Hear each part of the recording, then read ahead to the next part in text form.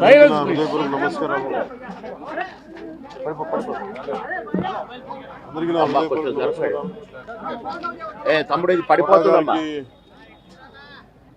మరణం చాలా బాధ కలిగించింది.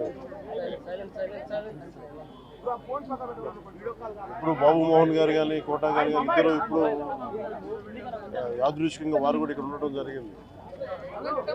అందరికీ కూడా ఒక కుటుంబ సభ్యుడు, నాకు ఇష్టమైన వ్యక్తి, ఏదైనా అభిప్రాయం చెప్పాలంటే నిర్మోహమాటంగా చెప్పగలిగే వ్యక్తి. ఆయన్ని చిత్ర పరిశ్రమ కోల్పోవడం చాలా చాలా లోటు, చాలా వెలితి ఉంది. ఇది లాస్ట్ మేము అథారిటీ దారేది యాక్ట్ చేసేటప్పుడు కూడా ఆయన నాకు ప్రత్యేకించి ఒకటే చెప్పారు, మీరు ఇబ్బంది పడుతున్నారంటే నేను చనిపోయే వరకు యాక్టింగ్ చేయాలనుకుంటున్నాను. అక్కడమ్మా ఇక్కడ మొట్టమొదటి సినిమా అక్కడమ్మా ఇక్కడ అబ్బాయి నుంచి అథారిటీ దారేది వరకు నాకు ఆయనతో మంచి అనుబంధం ఉంది.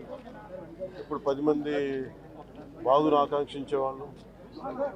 ఆయన ప్రత్యేకించి నేను అడిగాను, మీరు ఇంత ఈ వయసులో ఇబ్బంది పడలేదు. లేదు, నా కష్టాలను అధిగమించడానికి నాకు నటనే నాకు మరుపుది. నాకు చాలా ఇదిగా చెప్పారు, నాకు బాగా కదిలించేసింది. నాకు అలాంటి వ్యక్తి ఎంతమంది పరిణి చెందిన నటులు ఉన్నా కానీ ఆయన విశిష్టమైన శైలి, గొప్ప నటులు, ముఖ్యంగా బాబు మోహన్ గారు, ఆయన కాంబినేషన్ మటుకు మేమందరం విపరీతంగా ఎంజాయ్ చేసేవాళ్ళం.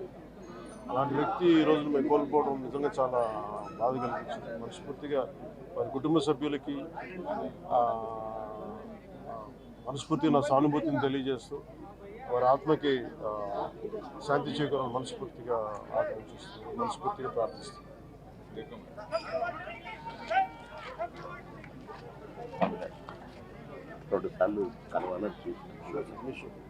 కోటగారు అంటే